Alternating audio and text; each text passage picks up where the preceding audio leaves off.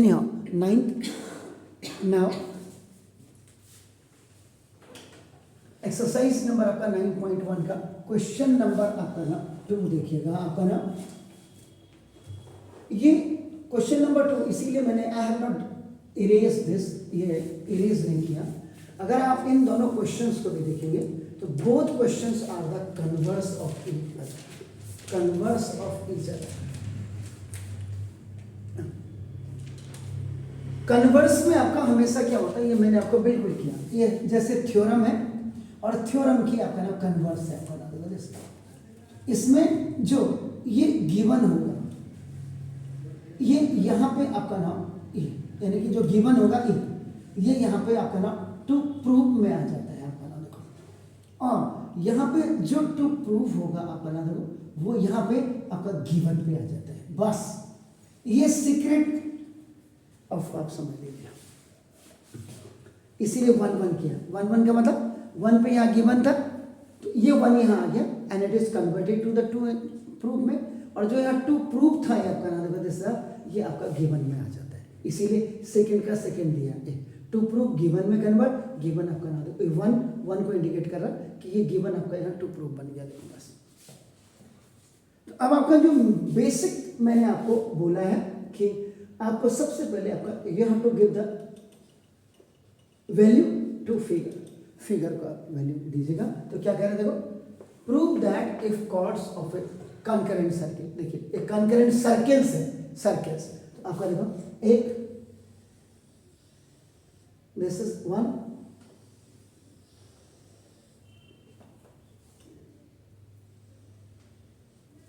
जब भी आप कंकरेंट सर्किल्स की बात करेंगे तो सेंटर इनके डिफरेंट होंगे बट इनके जो रेडियस होंगे, रेडियस विल बी सेम, इसीलिए क्योंकि जब इसको कट करके आपका इसके ऊपर रखेंगे तो नीचे वाला बिल्कुल हाइट हो जाएगा, ये याद रखिएगा आपका, मतलब उसका circumference, the circumference of this will height the circumference of this अपन सिंपली, तो everything will be okay.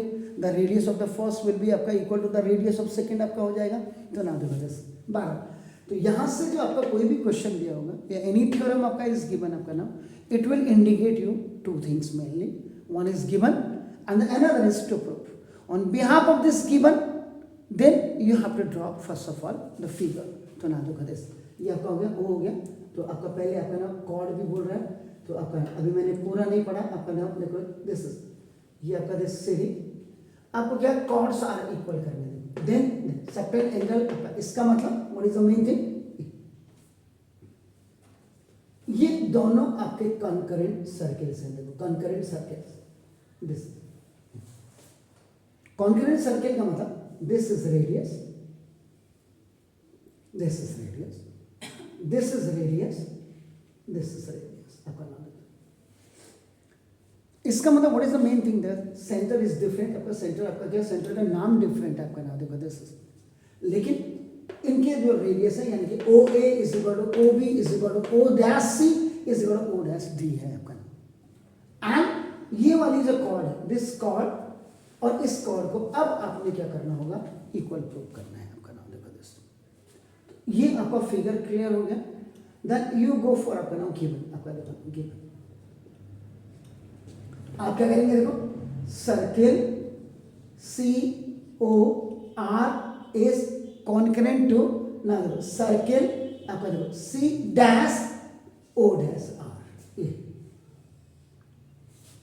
Radius are same, ये देखिए इसका रेडियस और इसका रेडियस का प्लूरल हो गया रेडियस, देखिए ठीक छो, तो ना तो ये हो गया, इसके देखो आपका ना तो chord AB and chord CD are आपका देखो ऑफ 2 कंकरेंट सर्किल्स, ऊपर मैंने लिखी थी आपका नाम। And the main thing is that देखो subtend equal angle at their centres, इसका मतलब देखो एंगल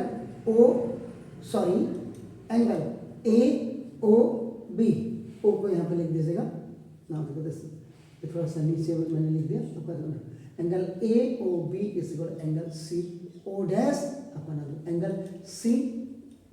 डैश डी, ये गिवन में। सी में आपका क्या होगा, आपका नाम टू प्रूव, टू प्रूव में आपका नाम ये आपको कॉड सारी के, तो देखो आपका code A B is equal to code C D, या आप इसको ए बी के ऊपर लाइन लगा दीजिएगा, आपका देखो सी डी के ऊपर लाइन लगा दीजिएगा, आप ऐसे भी लिख सकते हैं। इसका मतलब ये this is the converse, this is the converse, पहली दूसरे की कन्वर्स है, दूसरी पहले की कन्वर्स है। तो जो आज आपको गिवन दिया है वो कल जब आपने जाते जाते शाम को किया था वो टू प्रूव था, और जो आज आप टू प्रूव कर रहे हैं वो कल आपका गिवन था।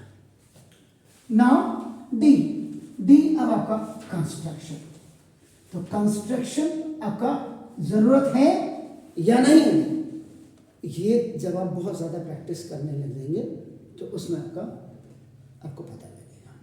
तो नाम देखो दिस, तो कंस्ट्रक्शन में आपका नाम देखो दिस इज नो नीड, जरूरत ही नहीं है। अब आपका क्या हो जाएगा, नाउ देन द नेक्स्ट आपका इंपॉर्टेंट आपका and last one part is proof. इसमें आपका क्या हो जाएगा, देखो आपका तो सर्किल सी ओ आर, देखिए इज कॉन्करेंट टू, नाउ देखो this C dash O dash R, ये आपका गिवन है, this is the first. And इसी में उन्होंने अनदर थिंग अपना व्हाट ही इज सेइंग, अपना वो कह रहा है angle A O B is equal to angle C O dash, आपका नाम लिखो दिस द डी, ये देखिए बात है।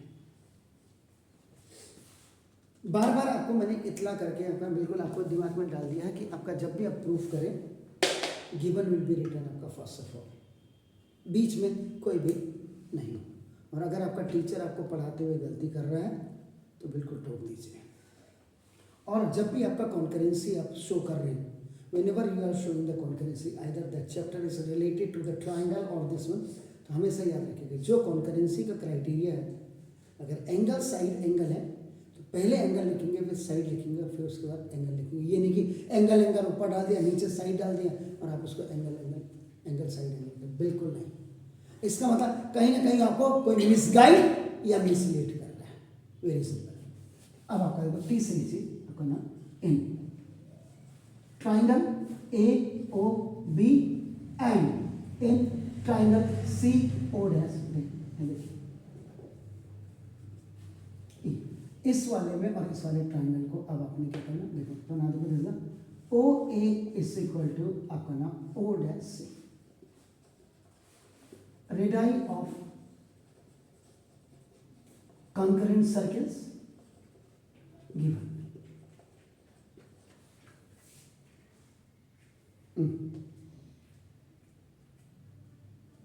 और अगर आपने ये नहीं लिखा तो ना देखो फ्रॉम इक्वेशन नंबर 1 भी आप लिख सकते हैं, आप कोट कर सकते हैं।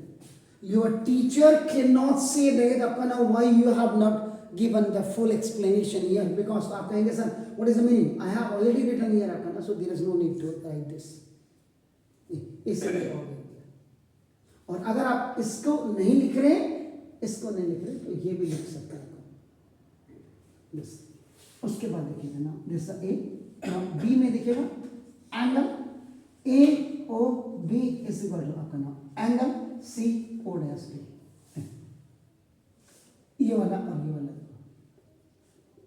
ये सिंगल कट मारो या डबल कट मारो, आपका यहीं से पता लग जाएगा कि ये एंगल अगर आपने कट मारा है, अभी तक मैंने नहीं मारा था, इसलिए कि आप लोगों को ट्राइंगल्स कितनी अच्छे ढंग से आती है कराने की वजह से।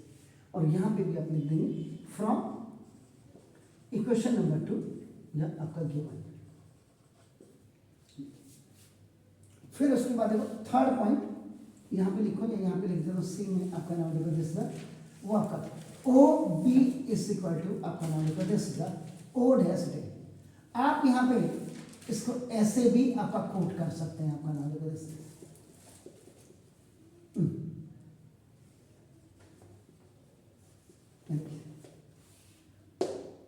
ऐसे कोट करें या ऐसे कोट करें, कोई दिक्कत नहीं। टीचर्स की ज्योमेट्री भी बहुत अच्छी नहीं होती, मैं आपको बता दूं।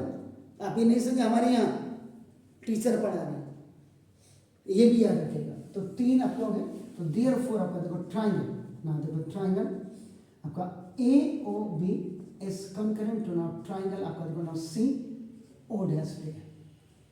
Which property you are looking? Side angle side. That's good. तो ना देखो side angle side, side angle side। ये नहीं कि आपने पहले 2 साइड लिख दी और फिर एंगल लिख रहे हैं, और आपने पहले एंगल लिख दिया और 2 साइड बात को लिख रहे हैं और यहाँ पे आपका साइड एंगल साइड कॉन्करेंसी लिख रहे हैं, बिल्कुल नहीं चलेगा। कोई आपको स्कूल में कैसे पढ़ा रहा है, मैं नहीं पढ़ा रहा हूँ। अगर मैं ऐसे पढ़ा रहा हूँ, आप बिल्कुल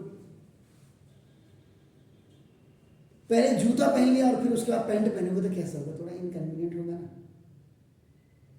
तो इसलिए पहले पैंट पहनो और उसके बाद सॉक्स तो चलेगा, कोई बात नहीं, लेकिन जूता तो तभी पहनना चाहिए जब आपने पैंट पहन ली। मीन्स एक सीक्वेंस होनी चाहिए।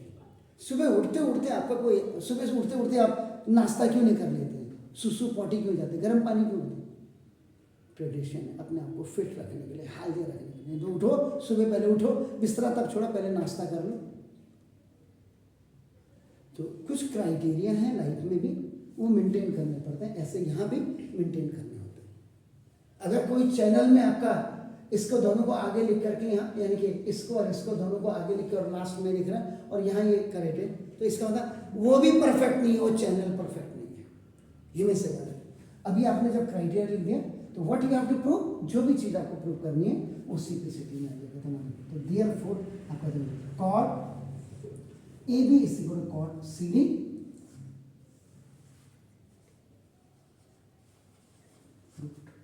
तो ये कन्वर्स थे। कल आपको यहाँ ये गिवन दिया होगा और ये आपको ये प्रूव करना था। तो प्लीज डू इट छेती छेती।